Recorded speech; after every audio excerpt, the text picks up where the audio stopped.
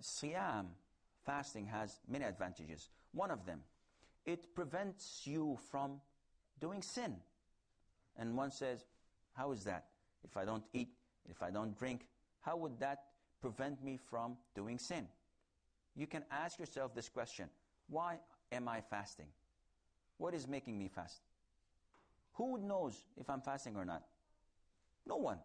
See, all the different forms of worship, it's doing things. Praying, you have to pray, you have to do it.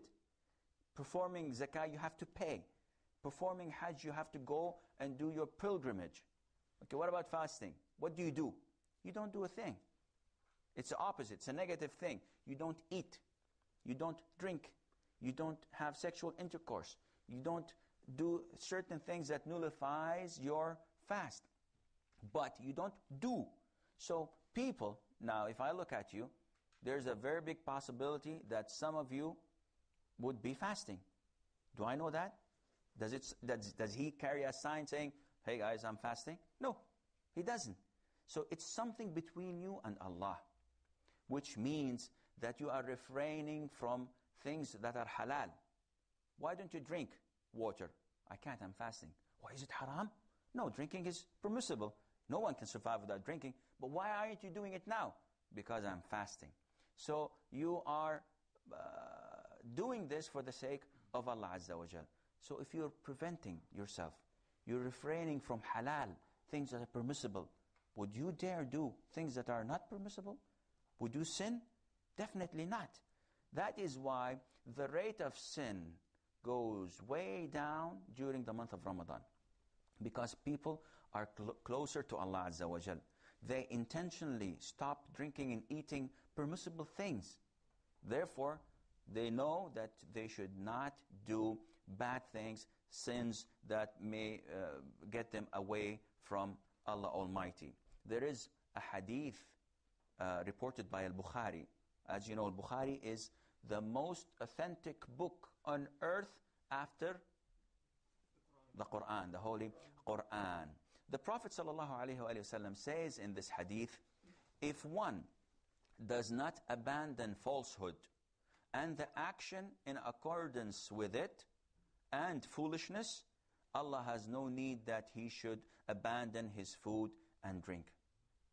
If you don't stop doing bad things, why does Allah want you to stop eating and drinking? This is a sign that refraining, eating and drinking is the lowest level.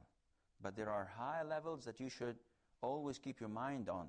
I know a lot of people that stop doing bad things while they're fasting. Nevertheless, when they break their fast, they go 180 degrees to where they stopped. They would go on and do sins from Maghrib to Al-Fajr. They say, it's night time, it's party time, it's Ramadan time. So yes, I did my course. I did it during the morning. So night time is my time, daytime is Allah's time. This is wrong. This is the wrong concept of fasting Ramadan. Fasting also makes you aware of Allah Azza wa Jal watching you. So Allah Almighty is watching you 24 hours a day, 7 days a week.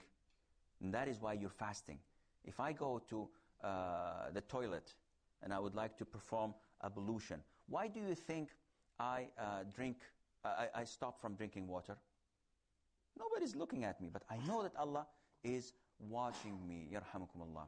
And that is why I cease and I stop drinking and or eating. There are many advantages behind fasting, yet I think it's enough for today's dars, not to load you with so much information. If any of you have questions, please don't hesitate, and we will try to answer the questions we know the answers to. There are questions that we don't have the answers to, so go ahead. Does anybody have a question? Yes? Okay. Bismillahirrahmanirrahim. During ablution, am I allowed to get water inside my mouth while I'm fasting? Okay. If a person is fasting, definitely he has to pray. And if you have to pray, you have to perform ablution. And one of the obligatory acts of ablution is to turn the water into your mouth. Now, is turning the water, madmada, is turning the water in your mouth considered as drinking? Is it? No, it's not drinking. Therefore, you can do this, and actually you must do this. But you have to be careful not to swallow anything. And this, if you do it normally, you're not going to swallow anything. But if you fill your mouth with a large amount of water, eventually something is going to leak and you're going to swallow some of it, and this is not acceptable. Any other question? Is the fasting of a person who commits sins after sunset, after breaking fasting at sunset, sound or not? In the scenario which I stated a while earlier, there are kinds and types of people that would fast during the daytime, abide by the rules, pray in the mosque, but immediately after sunset, after they break their fast, they go back to their normal life. They probably go to discotheques, nightclubs, perform adultery, call their girlfriends or whatever. Now, it's a separate thing. Fasting is separate than other sins. So your fasting is acceptable, but to what degree? Here you have to ask yourself, is it 100% acceptable? Is it 20%? Is it 5%? Is it 1%? As a Muslim, it is acceptable, and you are still within the boundaries of Islam because you are fulfilling Allah's orders and you are fasting the month of Ramadan. But the sins, they deduct, they reduce the reward that you get for that day you fasted. But still, your fast is acceptable. But I can't imagine, how would a person fast a whole day, refrain from eating, drinking, smoking, all the things that nullifies fasting, and yet he calls his girlfriend for a date or to go to the discotheque, and he books a table in this restaurant or does this or that, knowing intentionally that he is going to perform this sin, major sin, and Allah Azza wa Jalla is watching him. I cannot understand this, but unfortunately there are people who are so far away from Allah Azza wa Jalla, they think that it's just do's and don'ts. And I did my part, let me take whatever is mine.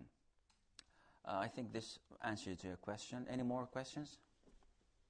Sometimes I watch some brothers and sisters observe fasting even before the month of Ramadan. Like they observe every Monday and Tuesday, and some other days immediately after Ramadan, such as the first days of Shawwal or something. And you said fasting is prescribed. And the meanwhile, I watch others who don't observe fasting on these days. Mm-hmm. Is there obligatory and non-obligatory fasting in Islam? There are 4 types of fasting in Islam. There is the obligatory fasting. And I don't think we have the time for that, but I will elaborate on it a little bit later, inshallah. There is the obligatory fasting. And there is the preferable fasting, which is mustahab, such as fasting the Mondays, Thursdays, 3 days of the month, Arafah, Ashura, and so on. And there is the unpreferable fasting, which is makruh. One should not do this, but it's not forbidden. And there is the 4th and last type, which is the forbidden fasting. If you do it, it's not acceptable and you're sinful. Such as fasting the days of Eid. The Eid, the celebration where we celebrate Eid Al Fitr, which is the first day after the end of Ramadan, or the Eid Al Adha, which is the 10th day of the month of the Hajj. If someone fasts that day, it's not acceptable, and he's sinful. If somebody, well, we will elaborate on this, inshallah, on a later stage. But there are 4 types of fasting. Only the obligatory type is fasting Ramadan. Nothing else than Ramadan is obligatory from Allah Azza wa Jal, except those you do as expiation, such as if you kill someone, you have to fast 2 consecutive months. If somebody has intercourse with his wife during the day of Ramadan while they're both fasting, or one of them is fasting, the expiation is that they should fast 2 consecutive, 2 continuous months. And this is obligatory, but it is not part of the pillars of Islam. Ramadan is the only pillar of Islam.